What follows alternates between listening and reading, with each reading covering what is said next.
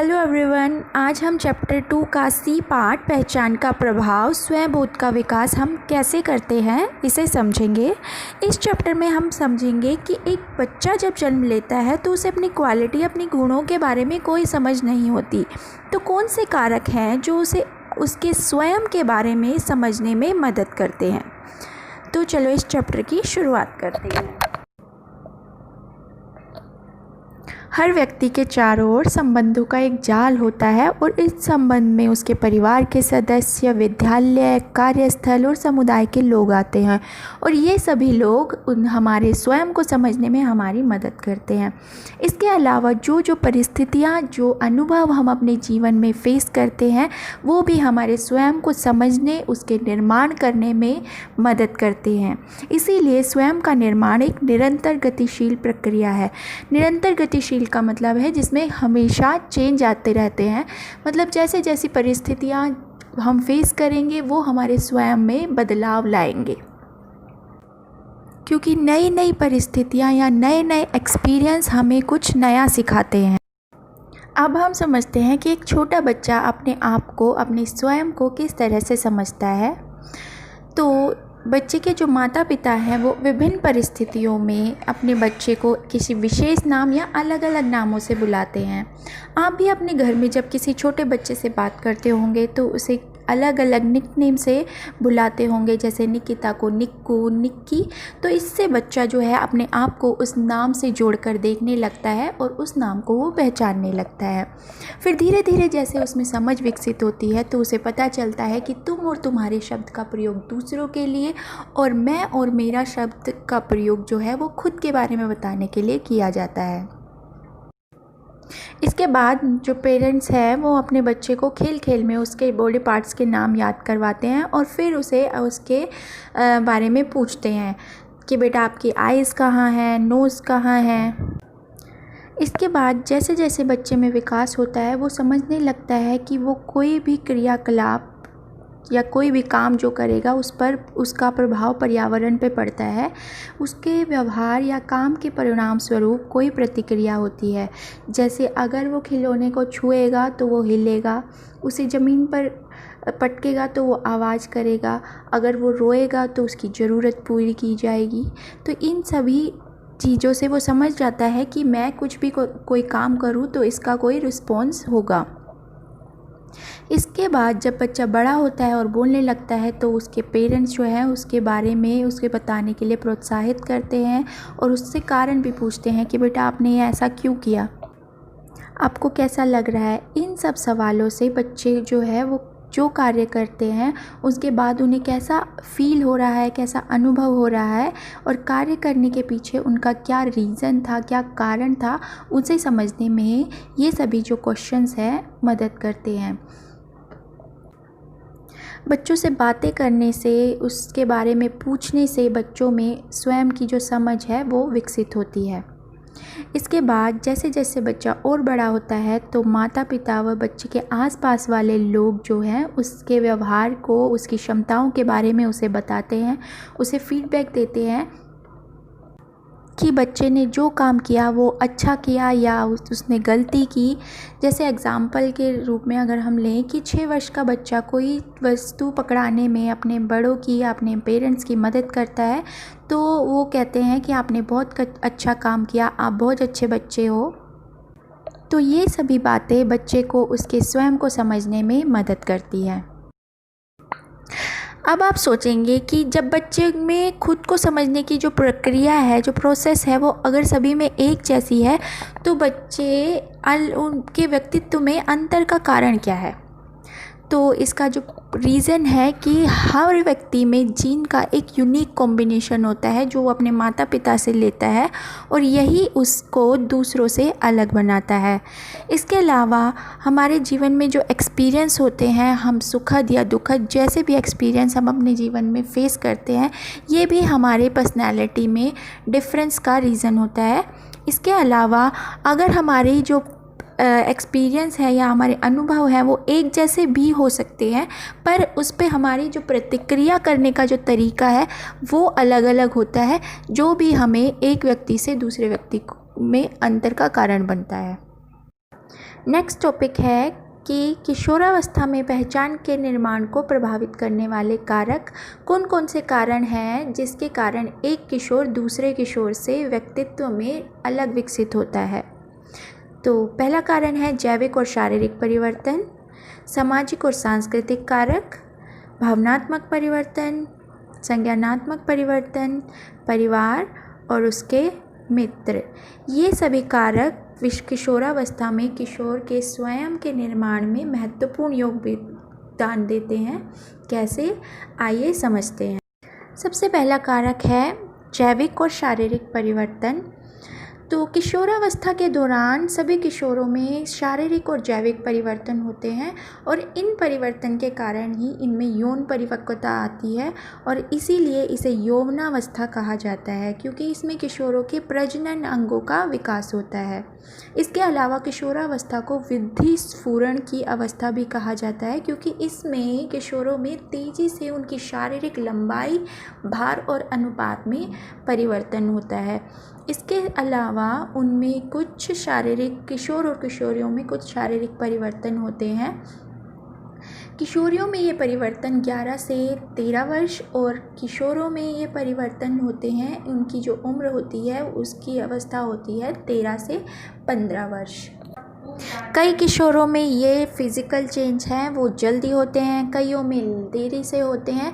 तो ये सभी जो रीज़न होते हैं उनके पर्सनैलिटी को इफ़ेक्ट करते हैं। नेक्स्ट कारक है समाज और संस्कृति का पहचान पर प्रभाव।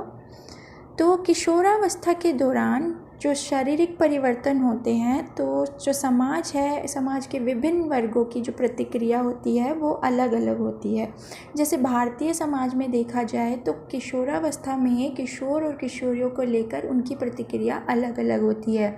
जैसे लड़कियों पर कई तरह की पाबंदियां लगाई जाती है, मनोरंजन या कुछ करियर संबंधी कुछ क्षेत्र जैसे मॉडलिंग है या अभिनेत्री है, इन सब क्षेत्रों में को लड़कियों के लिए उपयुक्त नहीं माना जाता, जबकि लड़कों को पहले की तरह ही स्वतंत्रता दी जाती है, उन पर इस तरह की पाबंदियां नहीं लगाई जाती है। इसके अलावा है, यदि हम भारतीय संस्कृति को की जो तुलना है वो पश्चिमी संस्कृति में करें तो पश्चिमी देशों के जो किशोर होते हैं वो स्वतंत्र होते हैं, क्योंकि उनके माता पिता उनको स्वतंत्रता देते हैं और कई अभिभावक तो ये चाहते हैं कि वो आत्मनिर्भर होकर अलग जाकर रहें। तो वहाँ के जो किशोर होते हैं वो स्वतंत्र और आत्मनिर्भर होते हैं, पर जो भारतीय संस्कृति में किशोर होते हैं वो काफ़ी हद तक माता पिता पर ही निर्भर रहते हैं। तो जो किशोर पाबंदियों के साथ विकसित होगा और दूसरा किशोर जो स्वतंत्रता के साथ विकसित हुआ है, उन दोनों के व्यक्तित्व में अंतर होगा। इसके अलावा जो भारतीय समुदाय है उसमें समुदाय और परिवार में किशोरों को अपनी मन की बात बोलने की स्वतंत्रता नहीं है। उनके जो व्यवसाय या विवाह संबंधी जो महत्वपूर्ण मुद्दे हैं उन सभी पर उनके परिवार वाले ही निर्णय लेते हैं, जो कि उन्हें मानने पड़ते हैं। यहाँ तक कि पढ़े लिखे घर में भी, पढ़ी लिखी फैमिली में भी माता पिता अपने बच्चों को फोर्स करते हैं कि वो डॉक्टर या इंजीनियर जैसा व्यवसाय चुने, चाहे बच्चा कुछ और करना चाहता है, जैसे आर्टिस्ट बनना चाहता है, शेफ बनना चाहता है या मॉडलिंग में जाना चाहता है, तो इन सब रुचियों पर परिवार कोई महत्व नहीं देता है। इसके अलावा जो व्यावसायिक विकल्प होते हैं वो भी किशोरों की पहचान पर प्रभाव डालते हैं। जैसे गाँव में व्यावसायिक विकल्प जो होते हैं बहुत कम होते हैं, वहाँ के किशोर जो होते हैं अपने पारंपरिक व्यवसाय जैसे बुनाई, खेती, कढ़ाई आदि जैसे कामों में ही परिवार को धन कमाने में सहयोग करते हैं, उसी में ही अपना व्यवसाय और करियर बनाते हैं। यहाँ के किशोर को एक वयस्क के रूप में देखा जाता है, क्योंकि वो बहुत जल्दी अपनी जिम्मेदारियों को उठाना शुरू कर देते हैं। इसके अलावा वो विवाह करके अपने बच्चे करने जैसी जिम्मेदारियां भी उठाते हैं। तो एक जिम्मेदार व्यक्ति के रूप में वो अपनी किशोरावस्था में ही विकसित हो जाते हैं। तो यहाँ के किशोरों में और माता पिता या समाज के बीच में कोई मतभेद नहीं होता, क्योंकि वो वही काम कर रहे हैं जिनकी उनसे अपेक्षा की जाती है। जैसा कि उनसे एक्सपेक्ट किया जाता है। बच्चे वही करते हैं, वो किशोर वही काम करते हैं, क्योंकि उनके पास कोई करियर ऑप्शन ही नहीं होता कि वो दूसरे किसी करियर ऑप्शन को चुन सकें। इसके अलावा अगर हम इसका कंपैरिजन शहरों के बच्चों या किशोरों से करें तो वहाँ शहरों में व्यवसाय के जो विकल्प होते हैं वो बहुत ज़्यादा होते हैं, और वहाँ उनके माता पिता और किशोरों के बीच विवाद होने की संभावना ज़्यादा रहती है, क्योंकि बच्चे कुछ और करियर चुनना चाहते हैं और माता पिता उन्हें फोर्स करते हैं कि वो दूसरा कोई करियर ऑप्शन चुने। इसके अलावा जब तक वो अपने व्यवसाय की तैयारी करते हैं तो उन्हें इस व्यवसाय के लिए एक लंबे प्रशिक्षण की ज़रूरत होती है। जब तक वो पूरा नहीं हो जाता, जब तक उनका कोर्स कंप्लीट नहीं हो जाता है, तब तक वो अपने माता पिता पर ही निर्भर रहते हैं, और इन सब कार्य में बहुत समय लगता है।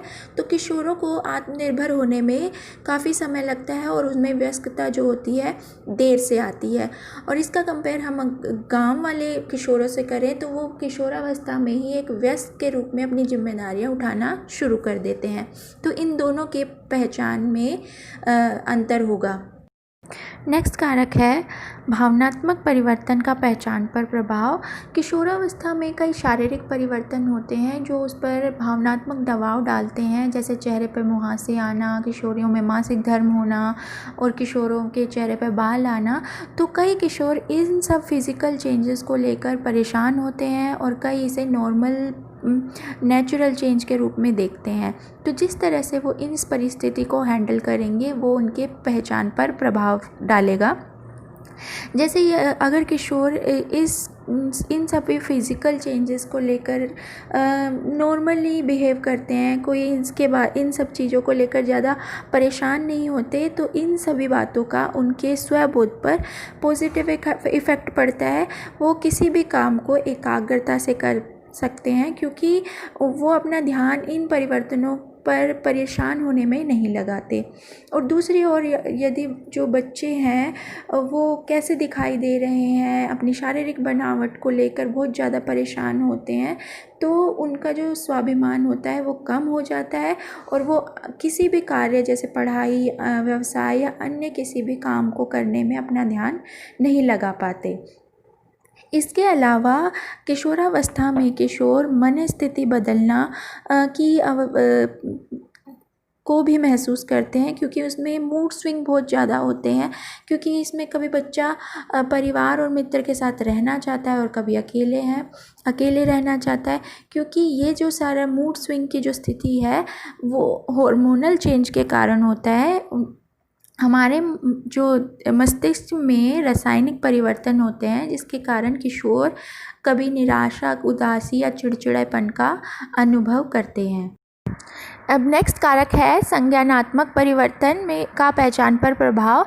तो किशोरावस्था में शारीरिक, सामाजिक, भावनात्मक विकास के साथ साथ मस्तिष्क का भी विकास होता है, जिसमें बच्चे की सोचने समझने की और कल्पना करने की या फिर तर्क करने की क्षमताओं का विकास होता है। इसके अलावा जो उनकी जो सोच होती है वो सुव्यवस्थित हो जाती है। सुव्यवस्थित का मतलब यह है कि अगर उसे किसी घटना के बारे में, किसी परिस्थिति या कोई समस्या के बारे में पूछा जाए तो उसका विस्तार से डिटेल में उसके बारे में बता सकता है। एग्जाम्पल के लिए अगर हम किसी किशोर से पूछें कि आज स्कूल में उसने क्या पढ़ा, तो वो उसके बारे में स्टेप बाय स्टेप एकदम सिस्टमैटिक ढंग से उसका विस्तार से वर्णन कर सकता है। पर यही क्वेश्चन अगर हम किसी छोटे या अल्पवयस्क जो छोटा बच्चा है उससे पूछे तो वो इसके बारे में अधूरा ही जानकारी देगा। वो वही बातें बता पाएगा जो उसे या मेन जो बातें याद होगी वो उसको डिटेल में नहीं बता पाते। इसके अलावा जो किशोर हैं किशोरावस्था में परिकल्पनाएं करने में सक्षम होते हैं, मतलब वो ऐसी स्थिति के बारे में जो उसने खुद ने कभी फेस नहीं की हो उनके भी परिणाम बता सकते हैं, अनुमान लगा के उसके कंक्लूजन निकाल सकते हैं कि ऐसा अगर हुआ तो क्या क्या हो सकते हैं, उसके क्या क्या दुष्परिणाम होंगे या क्या क्या परिणाम होंगे, इन सब का अनुमान लगा सकते हैं। एग्जाम्पल के लिए अगर लें कि कहीं अगर बाढ़ या भूकंप आते हैं तो क्या क्या हानि होगी, किस तरह से लोगों को नुकसान होगा, इन सभी चीज़ों का वो अनुमान लगा के निष्कर्ष निकाल पाते हैं। इसके अलावा जो होते हैं कि काल्पनिक स्थिति में भी तर्क वितर्क दे सकते हैं कि जो एक्चुअल में कोई घटना ना भी घटी हो उसके बारे में भी वो तथ्यों के साथ फैक्ट के साथ अपने विचार प्रकट करने में सक्षम हो जाते हैं। इसके अलावा जो किशोर हैं वो काल्पनिक निगमित तर्क दे सकते हैं, ऐसी घटना के बारे में भी अपने तर्क दे पाते हैं जिस घटना में वो खुद प्रेजेंट ना हो। तो जैसे कि एग्जाम्पल के लिए लें कि अगर उन्हें कोई खिड़की का ग्लास या शीशा टूटा हुआ मिलता है तो उसके पीछे क्या क्या रीज़न हो सकते हैं, उन सभी कारणों का अनुमान लगा सकते हैं। जैसे शीशा टूटने का कारण तेज़ हवा भी हो सकती है, आंधी भी हो सकती है, या बिजली का गिरना, या फिर तेज़ आवाज़ आई हो, या फिर किसी ने पत्थर मार के तोड़ा हो। तो इन सारे ऑप्शंस को वो सोच सकता है। अगर छोटे बच्चे से अगर ये हम क्वेश्चन पूछें तो वो सिर्फ एक दो ही ऑप्शन को बता पाएगा। इसके अलावा किशोरावस्था में किशोर आत्ममूल्यांकन पर कर पाते हैं। आत्ममूल्यांकन का मतलब है कि वो अपनी कमियों, दोषों, अपनी क्षमताओं को सोचकर उसको जांचने में सक्षम हो जाते हैं। अपनी क्वालिटीज़, अपनी वीकनेस जो भी हैं उनके बारे में सोच सकते हैं। तो ये सभी परिवर्तन हैं जो उसकी पहचान को प्रभावित करते हैं। अगर ये सभी परिवर्तन किशोरावस्था में किशोर में होते हैं तो उनकी पहचान अलग होती है। अगर ये सब मस्तिष्क वाले कार्य करने में बच्चा या किशोर सक्षम नहीं है तो उनकी पहचान अलग होगी। नेक्स्ट कारक है किशोरावस्था में मित्र समूह का पहचान पर प्रभाव। मित्र जो होते हैं किशोरावस्था में सबसे ज़्यादा इम्पोर्टेंट होते हैं किशोरों के लिए, क्योंकि किशोरावस्था में कई फिज़िकल चेंज, इमोशनल चेंज या परिवार से जो उनके संबंध है वो बिगड़ने शुरू हो जाते हैं, क्योंकि उनसे बहुत ज़्यादा अपेक्षाएं रखी जाती है, एक्सपेक्टेशन रखी जाती है जिन्हें वो फुलफ़िल नहीं कर पाते, जिसके कारण वे उनसे दूर दूर बचने की कोशिश करते हैं। फिर वो किसी ऐसे व्यक्ति को ढूंढते हैं जिससे वो अपनी बातों को शेयर कर सके, उनको समझा सके और जो व्यक्ति उनकी बातें समझ सके। तो इसीलिए किशोरावस्था में मित्र सबसे ज़्यादा इम्पोर्टेंट होते हैं, क्योंकि वो भी उसी सिचुएशन से गुजर रहे हैं जिस सिचुएशन से अन्य जो किशोर हैं वो गुजर रहे हैं। तो जो मित्रों का जो प्रभाव होता है वो सकारात्मक और नकारात्मक, पॉजिटिव और नेगेटिव दोनों ही हो सकता है। ये डिपेंड करता है कि फ्रेंड सर्कल कैसा है। अगर फ्रेंड जो है मित्र समूह गलत आचरण वाला है, जैसे धूम्रपान, ड्रग्स, अल्कोहल या चोरी करना, दूसरों को परेशान करना, इन सभी आदतों का अनुसरण करता है तो इसका प्रभाव भी किशोर पर नेगेटिव पड़ेगा। और वहीं अगर देखा जाए कि अगर मित्र समूह जो है वो बहुत अच्छा है, अच्छी आदतों वाला है, तो इसका प्रभाव किशोरों पर सकारात्मक पड़ता है। वो भी अपनी, अगर उनमें कोई गलत आदत है उसे छोड़कर अच्छी बातें, अच्छी रुचियाँ या अच्छी आदतों को अपनाते हैं। नेक्स्ट कारक है परिवार का किशोरों की पहचान पर प्रभाव। हर एक माता पिता चाहते हैं कि हमारे जो बच्चे हैं वो तरक्की करें, खुश रहें, अच्छे से विकसित हो। तो इन सभी चीज़ों के लिए वो अपने अलग अलग रूल्स एंड रेगुलेशन बनाते हैं। उनको डिसिप्लिन करने के अलग अलग तरीके होते हैं। उनको अपने बच्चों को परवरिश करने के जो स्टाइल है, वो जो शैली है वो अलग अलग होती है। तो ये परवरिश शैली है 4 तरह की होती है। हर एक परवरिश शैली में विकसित हुआ बच्चा, उनका विकास अलग अलग होता है। तो किस तरह की शैली, बच्चे को किस तरह का माहौल मिलता है, ये सारी बातें उनके व्यक्तित्व को इफ़ेक्ट करेगी। तो पहली जो परवरिश शैली है वो है सत्तावादी अधिनायक परवरिश शैली। इसमें अभिभावक जो होते हैं, जो पेरेंट्स होते हैं, वो बहुत ज़्यादा स्ट्रिक्ट होते हैं अपने बच्चों के लिए, बहुत ज़्यादा स्ट्रिक्ट रूल्स एंड रेगुलेशन लगाते हैं और जो कि बच्चों को मानने पड़ते हैं। बच्चे अपने राय या सुझाव अपने पेरेंट्स को नहीं दे पाते, क्योंकि उन सब चीज़ों की स्वतंत्रता है, उनके पेरेंट्स उन्हें नहीं देते हैं। इसमें बच्चों और पेरेंट्स के बीच में खुली बातचीत नहीं होती है।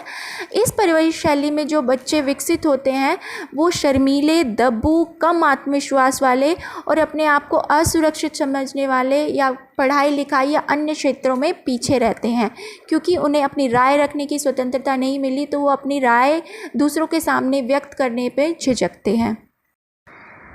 नेक्स्ट परवरिश शैली है आधिकारिक परवरिश शैली। इसमें पेरेंट्स जो है अपने बच्चों को बहुत सारे स्वतंत्रता या अधिकार देते हैं। वो उनके ऊपर रूल्स एंड रेगुलेशन लगाते हैं, पर उसमें बहुत छूट भी दी जाती है।